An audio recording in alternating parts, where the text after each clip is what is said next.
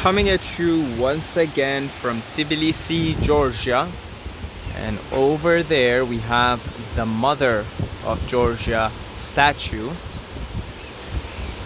And really, really beautiful.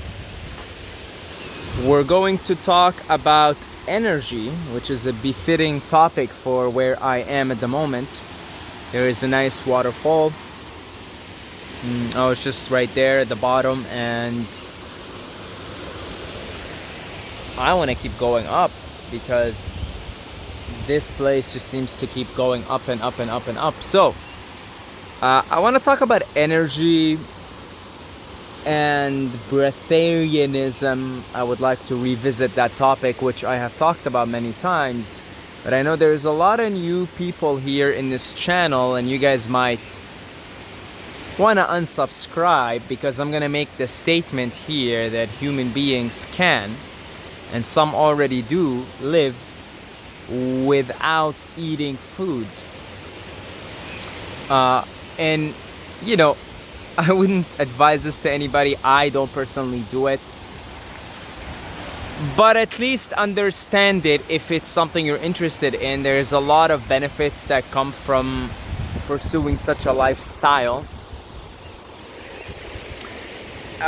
If not, just sit back, enjoy the ride, because we're gonna talk about energy here. What is energy? I mean, we eat for energy, right? But if you look around, everything is energy.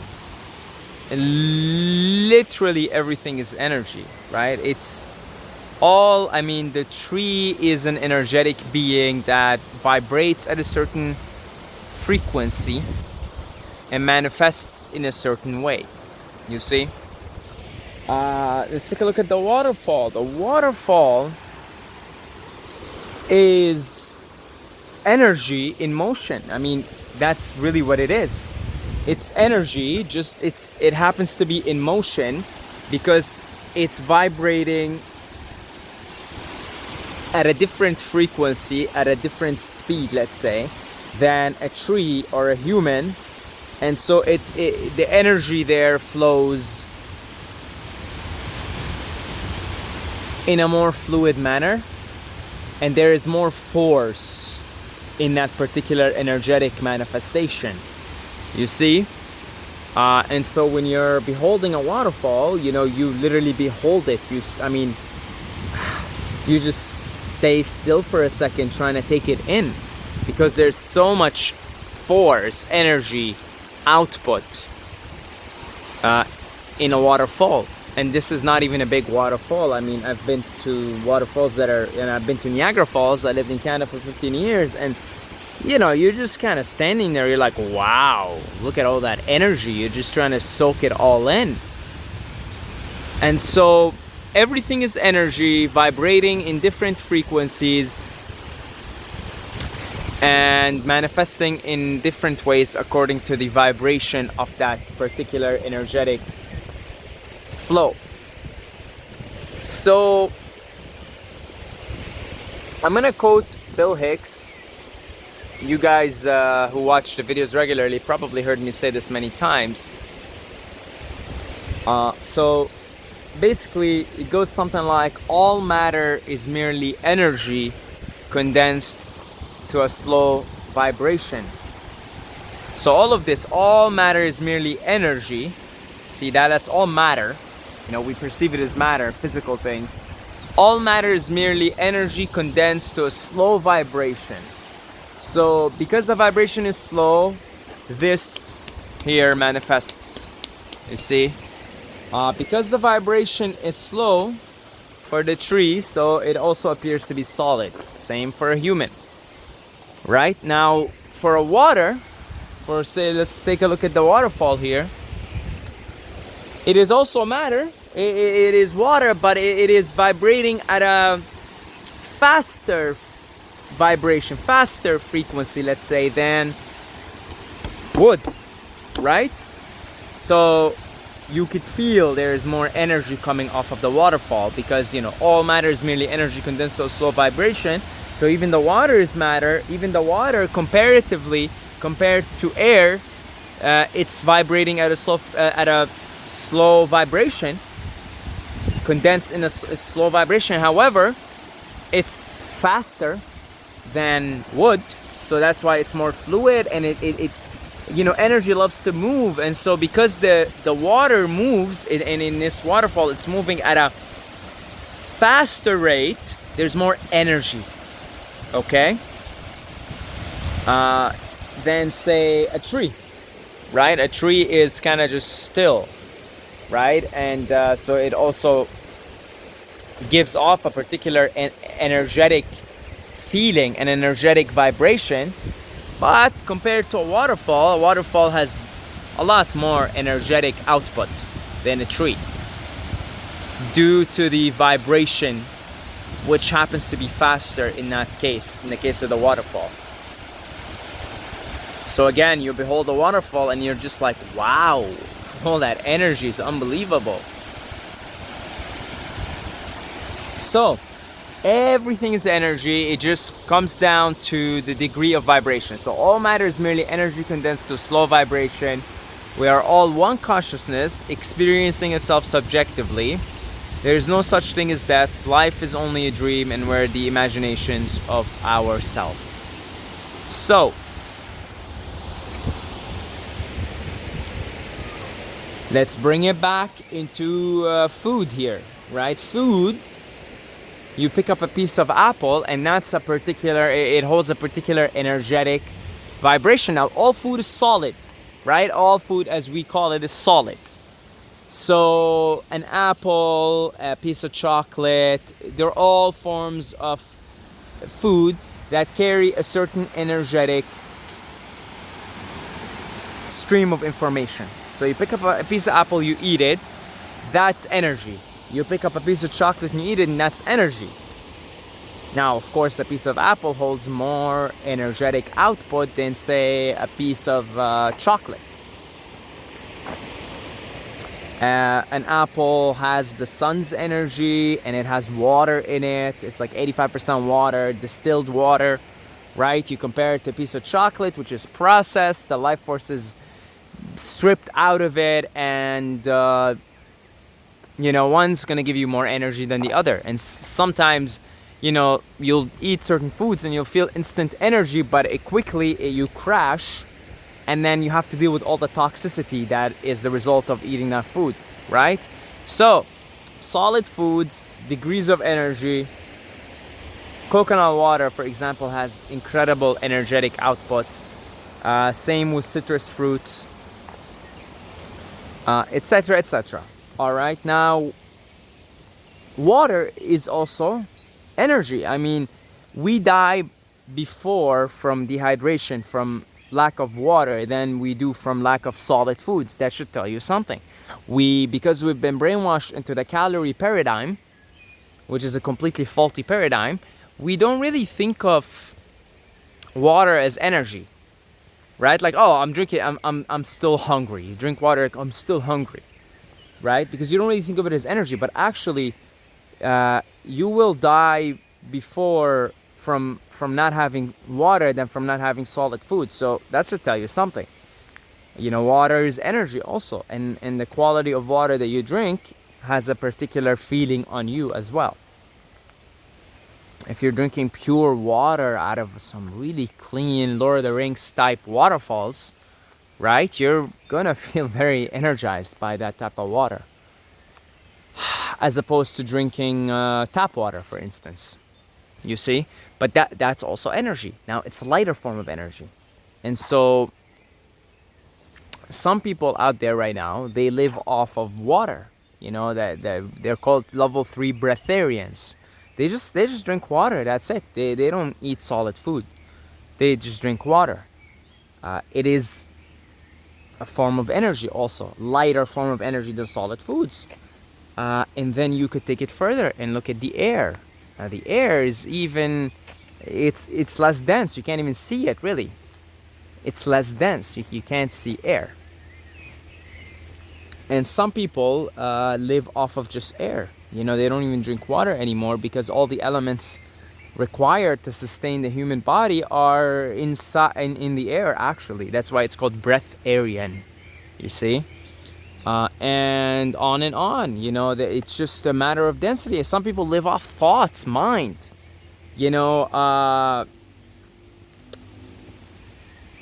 Some of you guys may be familiar with a book called Man's Search for Meaning by Viktor Frankl, and he survived the Holocaust. He's a Holocaust survivor.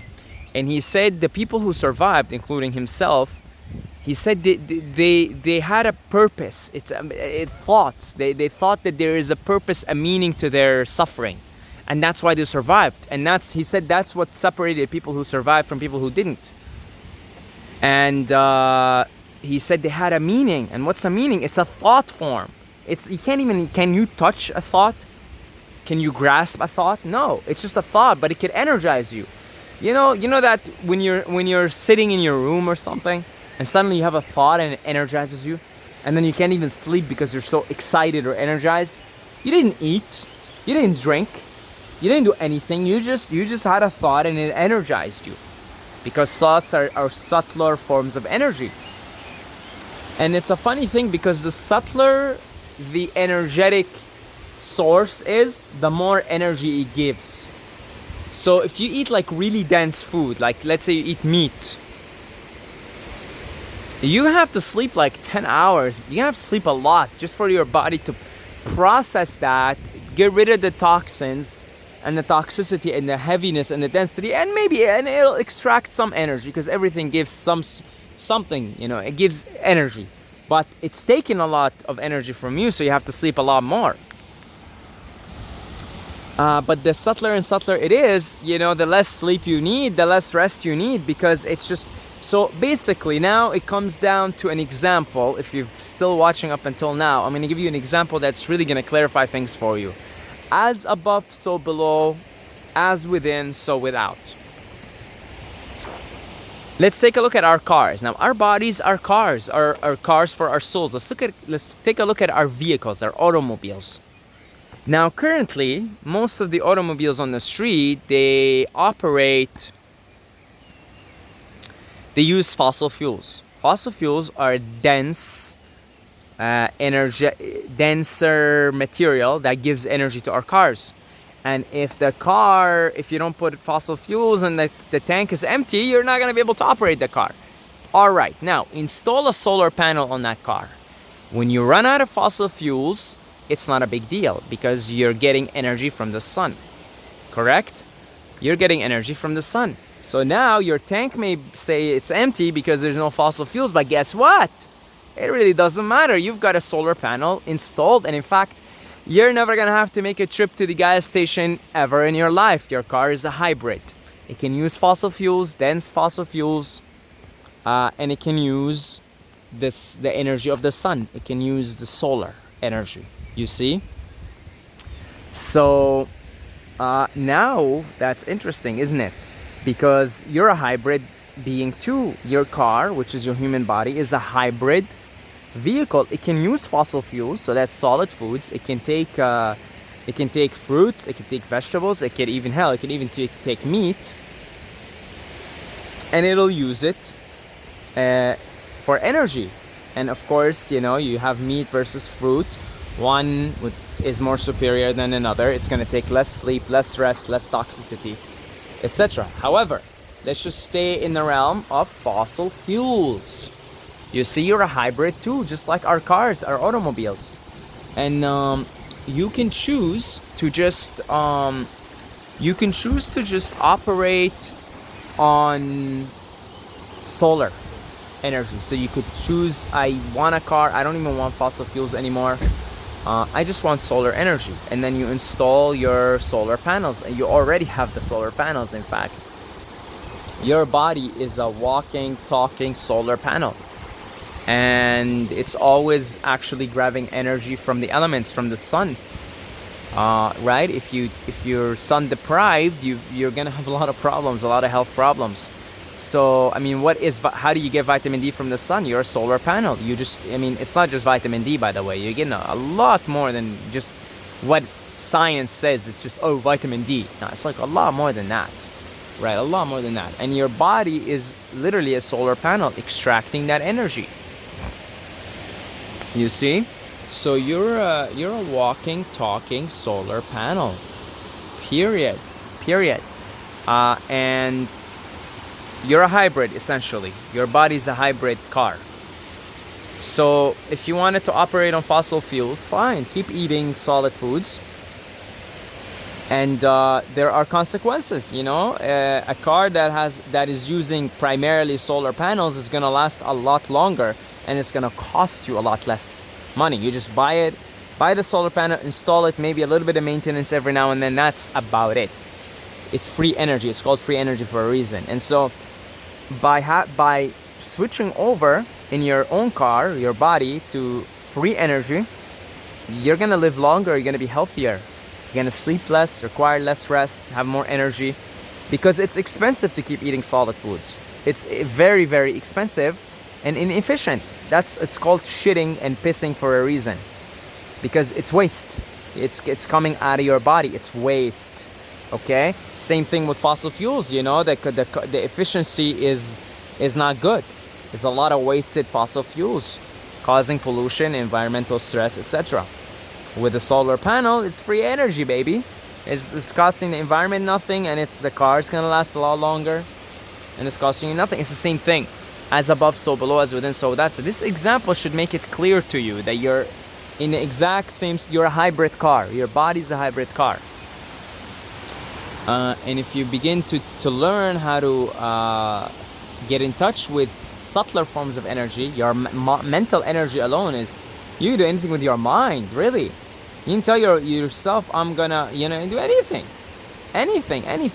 absolutely anything with your mind, because it's subtle, it's thoughts, it's the power of thoughts. You think positive thoughts and you got energy. You think negative thoughts and you feel tired. What is that? What is that? You're just you're surrounded by a sea of energy, because everything is energy. And the better of an energy worker you are, the more energy you have, period. And the more energy you have, the better you feel. You're happier, you're more positive, and you're making others around you feel the same way. So breatharianism isn't about not eating at all. It has nothing to do with that. That's just a byproduct. You understand? So it's all about understanding energy, your connection to the energy. All right? Jesus goes to the desert, 40 days and 40 nights. No food, no water. What is that all about? Oh, because Jesus said, man does not live by bread alone. And that's exactly what he was talking about. You can use bread. It's just, again, you can use fossil fuels in your car. It's just so expensive. The car's gonna, it's not gonna last you. It's just like, if you're spending so much money, it's the same thing if you're constantly eating physical foods. So, you make your way up slowly. Like, for example, for me right now, I eat once a day. I've been doing that for a while now.